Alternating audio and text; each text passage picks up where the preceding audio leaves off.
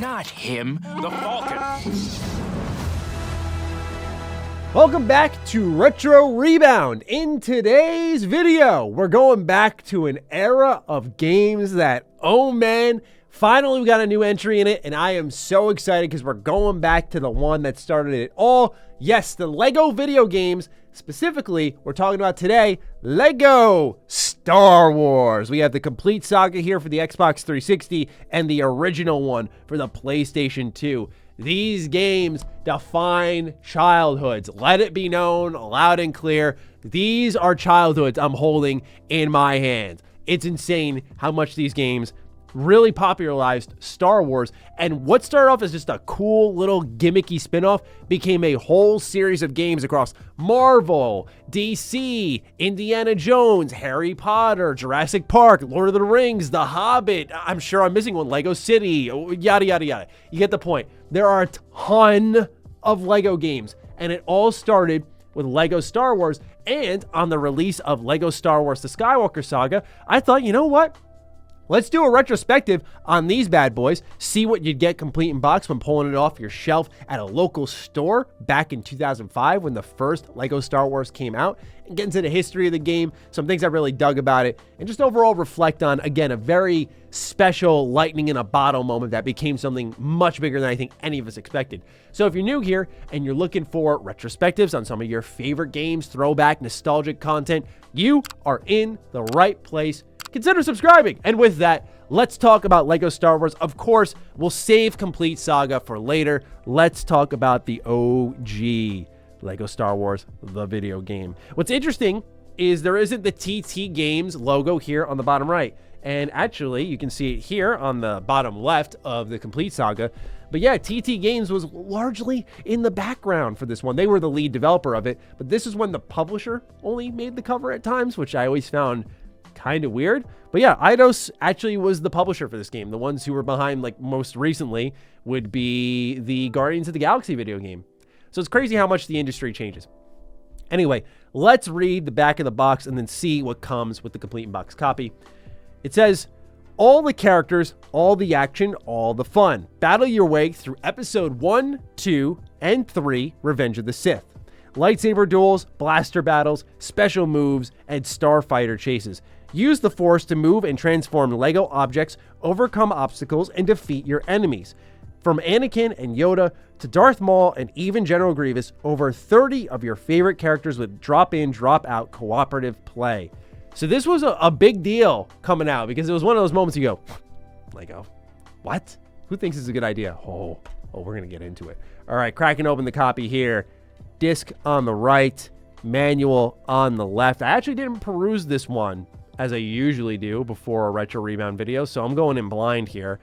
And I'm kind of disappointed. I was expecting more of a Lego aesthetic, and I'm seeing lots of black and white here, not enough color. This is 2005. This is inexcusable. I expect better from this. There is actually an introduction here. What's this say? The ancient darkness of the Sith grows ever more powerful. Even the noble Jedi Order, guardians of peace and justice, for so long are threatened with this deepening evil. In Lego Star Wars, the video game, you can experience the whole epic story of episode 1, 2, and 3. Scene by scene, the action sees you taking control of a wide variety of characters and fighting against the Sith threat. And the world of Lego Star Wars, the video game, is full of secrets. As you build out your collection of Lego Star Wars, the video game characters, you'll discover all of their powers. So, kind of interesting that they had this in here, but nowadays, like, people are kind of tired of Lego games because for a while they were every single year, but not anymore. Now people want them because it's been a while since we got Lego, and now we got one. But for a while, people were tired of it. But back then, this was new. No one knew what this was. So let's get into what the effect of Lego Star Wars, the first game, was. Now, I actually didn't own it on the console here. I owned the Game Boy Advance version. As many of you know, I traveled a lot as a kid. My brother was a baseball star, so I had to make do with what I had, and that meant buying games on the go. So I remember Lego Star Wars much more on the Game Boy Advance and what it offered there.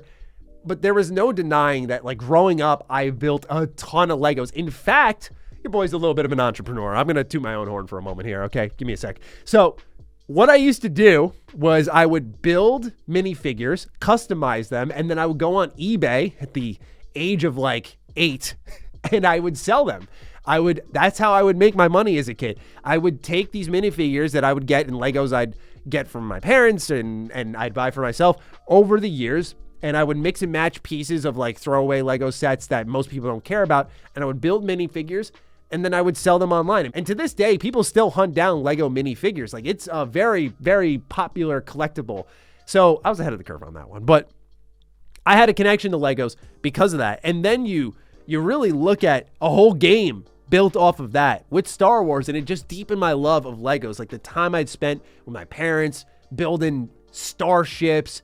I always had Star Wars Legos.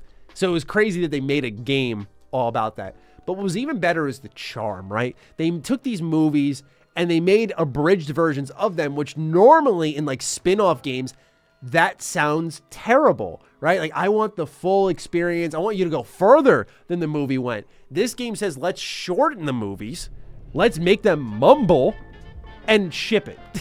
And it's incredible because it worked. The amount of personality and goofiness added to popular scenes in these movies, thanks to the way cutscenes were handled in Lego Star Wars, was incredible. It developed so much personality for these games. They eventually take the voice route though, and there was a bit of something lost there, right? Like that, and like holding objects and just kind of trying to figure out what they're trying to communicate to each other. Again, I don't know why they did this, probably to save money on budget, but it ended up being a defining quality for the series of games that people didn't want them to change for a long while. So much so that the new Lego Star Wars game does have a mumble feature. Now let's talk about the gameplay a little bit. So you get this cantina, and you can go in this hub area to a bunch of different episodic content. And as you go through these levels, you're going to collect studs, you're going to collect mini kits, you're going to unlock characters. Each of these characters have their own special abilities that can interact with the level. This is where the game really took off for many of us, right? You go through the level, you get the story experience, and you see these moments of, what's over there? Why can't I get in there? Why can't I get that? And then you beat the level, you unlock these characters, you play the whole game through, and then free play takes over. Now those minifigs are in your grasp. Now you can reach those studs that you previously couldn't have had before. All these collectibles are in your hands. And let's not forget the red bricks. The red brick unlockable cheat codes that you could get that would multiply your stud count as you completed the game over and over. And you went from going, man, I got 1,000 studs, not too bad, huh? To, yo, I got 64 million now. What's next? And buying all these collectibles, all of these characters. Oh man, the amount of time spent, absurd.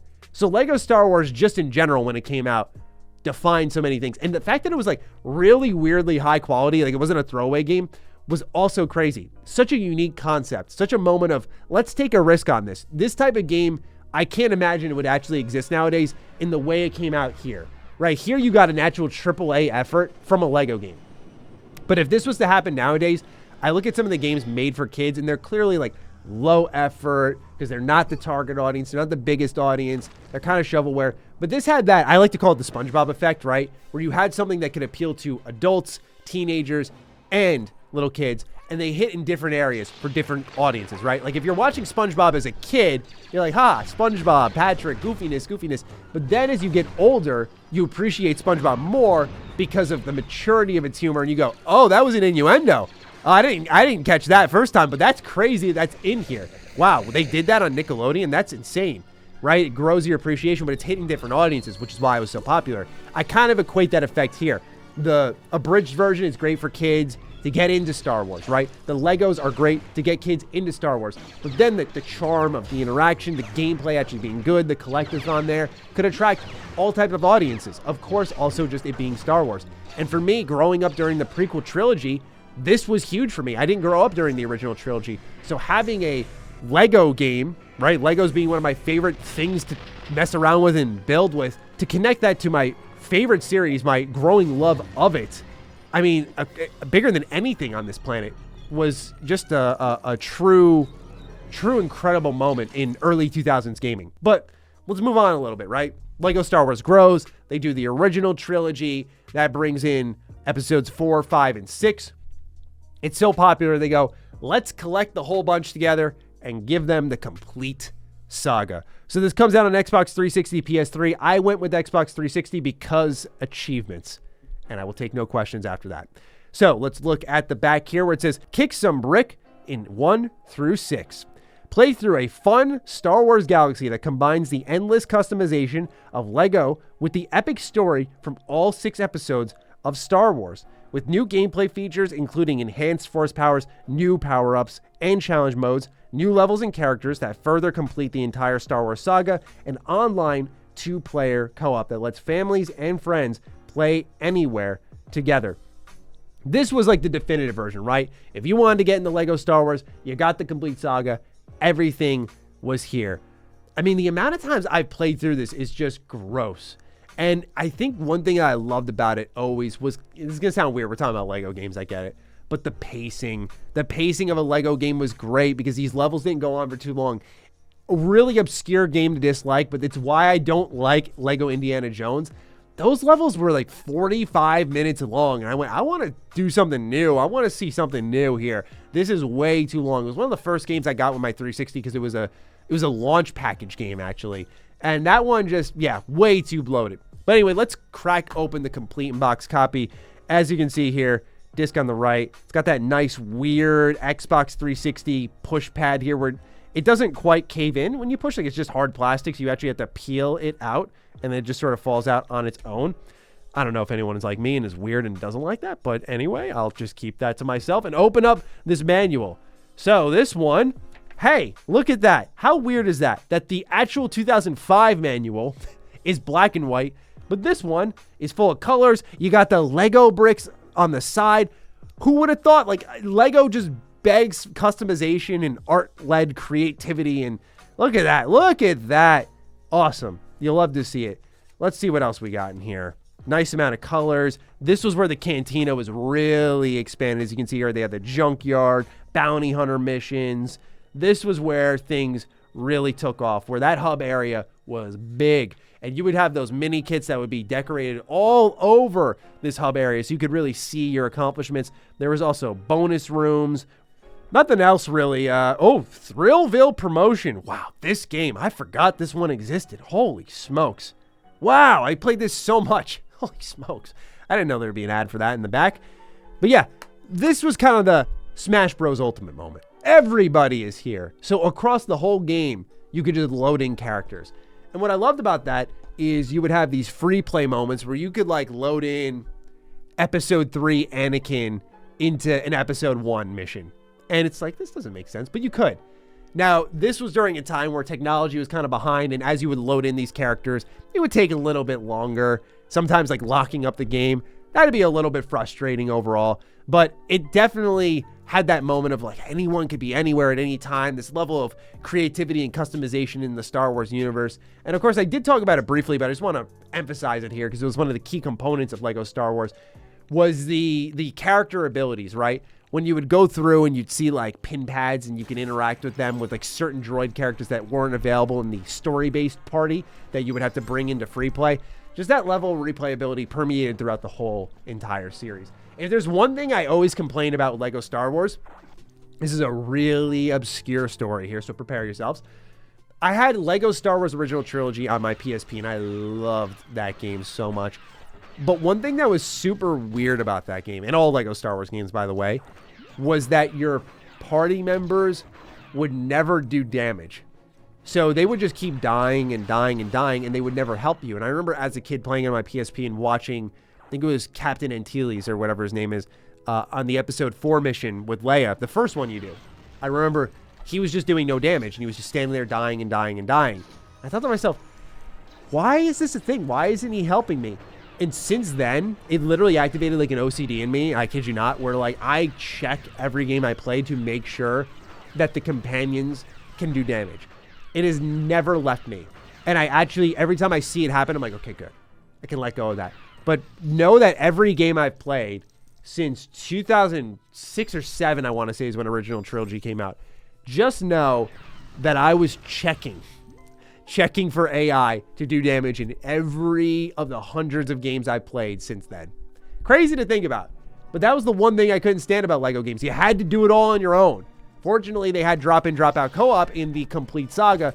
But for a while, it was just these AI partners are useless. They just float around and exist. And it stunk. There were also things like in the original Lego Star Wars, you could kind of get what I'd call stun locked, or actually it was complete Saga. You'd get stun locked where enemies would kind of harass you with melee attacks, and it wasn't until you swapped characters and brought someone in that they would lay off. Like, you'd hit the square button or the X button to try to attack, but your character would just deflect because they're getting attacked so often. So the game's combat was never the strong suit. It was always taking these big structures that would just blow up and putting all these Lego bits together and building something to, like, solve a puzzle in the game. And that was like the moment where you're like, what am I putting together right now? You put together one piece of this, one piece of that, and you're like, oh, this is a TIE fighter. And what's this TIE fighter do? It shakes and it blows up and there's a mini kit, or it blows down a wall nearby. That level of creativity, like, that is truly what Lego is all about. Building something and just going, how does this interact with the rest of the world? So I love these Lego games. A lot of great memories with them. Super stoked to pick up and play Lego Star Wars Skywalker Saga. I have a lot of high hopes for it because they had, like, DMC combat in that. They had like third-person shooting. The lightsaber duels look off the chain. This game looks like it's on the next level. Plus, it has episodes 7, 8, and 9, which, as someone who that sequel trilogy, yeah, I haven't even watched episode 9. As a die-hard Star Wars fan, by the way, I just haven't. So that'll be my first time experiencing that. That'll be a unique thing for me.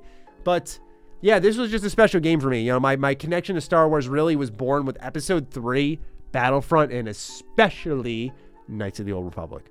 So those games meant a lot to me. And I really wanted to dive into the Lego games, which were a huge part of that love for Star Wars. So with that, I dish it off to you. What do you think about Lego Star Wars? Are you excited for the newest entry? Fire away. Other than that, I'll catch all of you in the next Retro Rebound. Peace out.